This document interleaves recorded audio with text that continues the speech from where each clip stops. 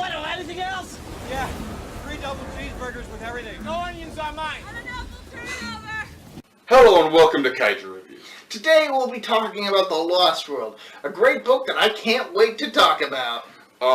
Dude, this is not a book corner.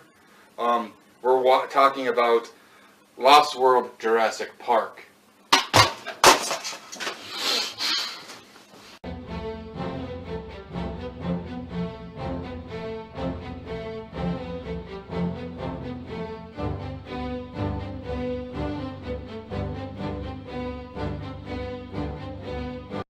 On the island of Isla Sorna, a rich family is spending their vacation on the beach.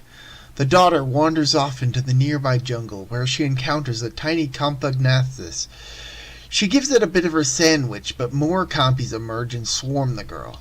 Hearing her screams, her mother finds her and screams, which transitions to Ian Malcolm yawning at a train station. On the train, a passenger recognizes him. Ian arrives at the home of John Hammond, where he meets Tim and Lex from the first movie. Gratuitous cameo. Well, Hammond is their grandpa. Shush you. Ian then meets the current Engine CEO, Peter Ledlow, who is upset that Ian told the press about what happened at Jurassic Park 4 years ago. Ian then meets with the bedridden Hammond, who tells him about Site B, Isla Sorna, and about the girl who was attacked, but she survived with only minor injuries. Thank goodness for that. Ian also learns that the dinosaurs are flourishing on the island, and Hammond wants him to join a team to study the dinosaurs on the island before InGen can swoop in and take them from their habitat. Malcolm, of course, refuses, remembering what happened 4 years earlier, but after learning that his girlfriend, Sarah Harding, is already on the island, he reluctantly agrees to go save her. You know, I would save my girlfriend too if she were in the same situation. But you've never had a girlfriend. Ian meets with the other members of the research team, Eddie Carr and Nick Van Owen, as they prepare to head to Isla Sorna.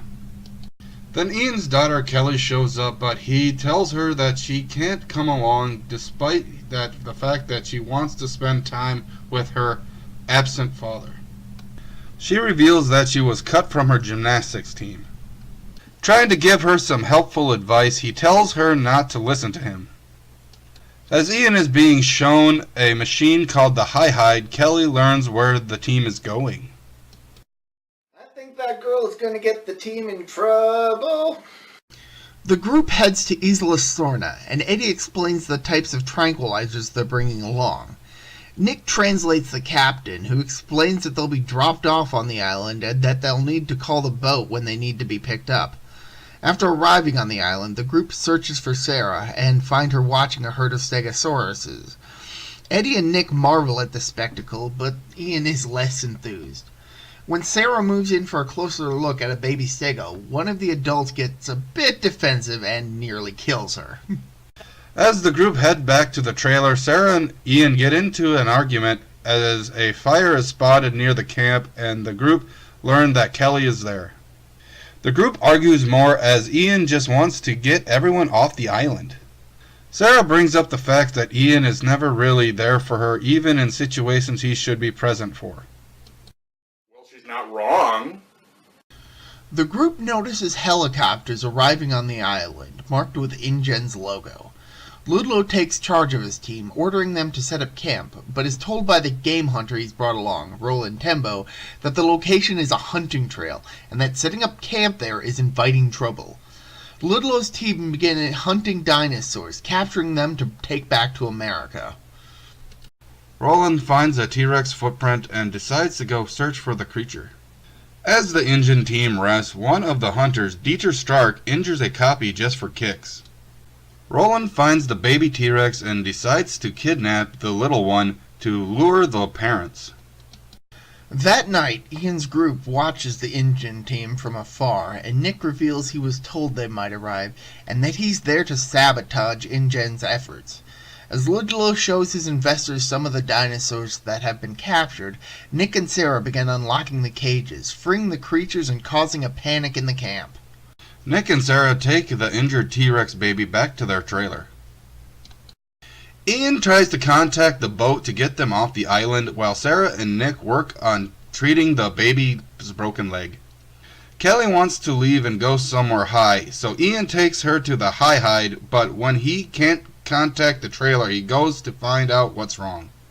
Sarah and Nick get the baby's leg in a cast just as Ian arrives, but the parents also arrive searching for their child. The humans reunite the baby with its parents, and out of gratitude, the adult T-Rexes begin attacking the trailer, pushing it towards a cliff. After almost pushing it over the edge, leaving the passengers dangling precariously, the T-Rexes leave. Sarah ends up falling onto the back windshield, cracking the glass. Ian makes his way down to Sarah, and just as they both grab her lucky pack, the satellite foam smashes the window under them. Eddie arrives, gives them a rope to climb up. As the rope starts to come loose, he attaches his Jeep cab to the trailer and floors it in hope of keeping the trailer from falling.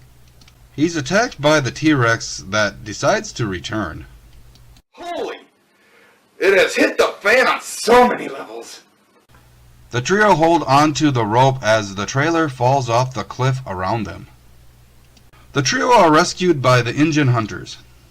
With everyone's communication gear and vehicles destroyed, the two groups must work together despite their differences in opinions to get to a communication center on the island. Unfortunately, the area is home to a nest of velociraptors, so they must be careful as they start their journey. The next morning, the group take a break and Dieter ventures into the jungle to take a bathroom break. He ends up lost and is confronted by a group of copies that bite him to death. The humans continue their track, unaware they're missing a man. Once they notice that Dieter is missing, Roland takes some men to search and tells the rest of them to continue on. That night, as the group sleeps, Roland's team returns with bad news about the missing man. Sarah hears footsteps drawing closer to the camp and realizes that the T-Rexes are approaching due to the baby T-Rex blood on her jacket. One of the hunters wakes and spots the dinos, screaming to alert everyone to the danger. They all panic, running around like madmen, which only draws the attention of the T-Rexes. Don't they know the rules? Stand perfectly still? Dude, you know that's just BS, right? Roland finds the shotgun has empty shells and the group race through the jungle. Roland loads a rifle with tranquilizers and fires on one of the Rexes. Some of the group run into a cave behind a waterfall where one of the injured men panics due to a snake and gets eaten, and Ian arrives. The other hunters run through tall grass, attracting the attention of raptors. The raptors begin picking off the hunters, causing them to panic more. Hearing the hunters scream, Ian's group race through the tall grass and manage to locate the communication center. While the others rest, Nick enters the building. He powers up the radio and contacts someone via radio for a pickup. Ludlow has somehow managed to survive and finds Roland. Ian, Sarah, and Kelly make their way to a communication center and are attacked by raptors. Ian tries to distract them while Sarah and Kelly head inside. Ian gets trapped in a truck while Sarah and Kelly are stuck in a shed. Kelly and Sarah dig their way out of the shed but are blocked by another raptor, forcing them to climb the scaffolding. Ian enters the shed and climbs up to the ladies, trying to escape the raptor that's made its way inside. Kelly uses her gymnastics to kick a raptor out of a window. The school cut you from the team? Ian, you're not allowed to kick people in gymnastics. Sarah climbs to the top of the shed and jumps to the next building, but a raptor cuts her off, while another tries to get at her from below. Sarah loosens the shingles enough to cause the raptor on the roof to slide to the ground, but ends up slipping herself. Thankfully, the raptors end up fighting with each other while Sarah escapes. That was a pretty close scrape. Sarah rejoins Ian and Kelly as the helicopter arrives to rescue them and Nick. As they fly off, another team secures the trapped T-Rex and Roland is upset over his dead friend. Ludlow offers Roland a job at the park but declines the offer. Ian and the others watch as the T-Rex is secured from the helicopter. Back in San Diego, Ludlow holds a presentation for his investors regarding the imminent arrival of the T-Rex. Ian and Sarah are denied entry to the event.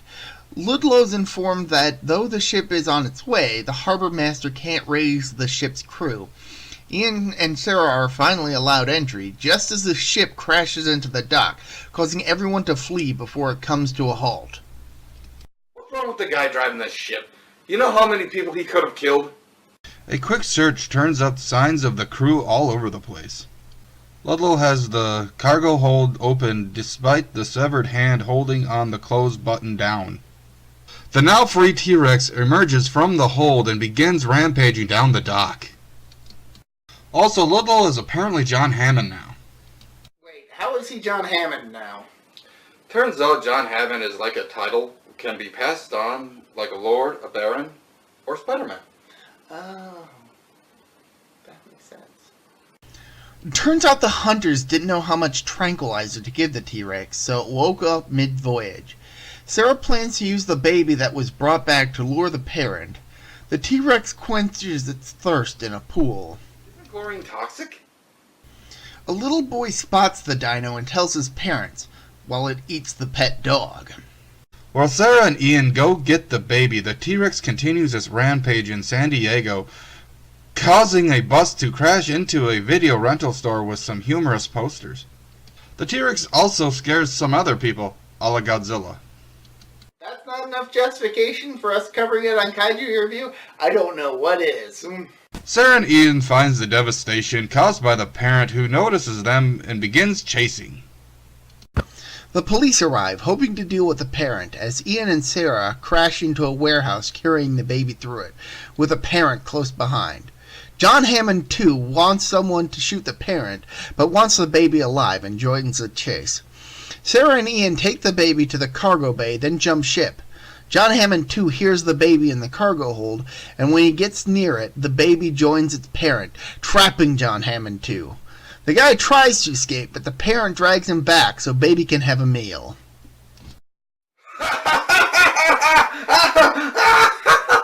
What a dumb. Sarah and Ian return to the ship and close the cargo bay door. Sarah sedates the parent as the door closes, sealing the dino in. The news broadcasts footage of the dino's trip back to the island, then they air an interview with former John Hammond. Ex-John talks about nature and how life will find a way. That was The Lost World, Jurassic Park. This may not be as good as the original, Not that any of the sequels are. but this movie's still good. And like the first movie, the special effects work is great. Well, till next time, my friends and fans, I'm Tank, He's Protomat. signing off.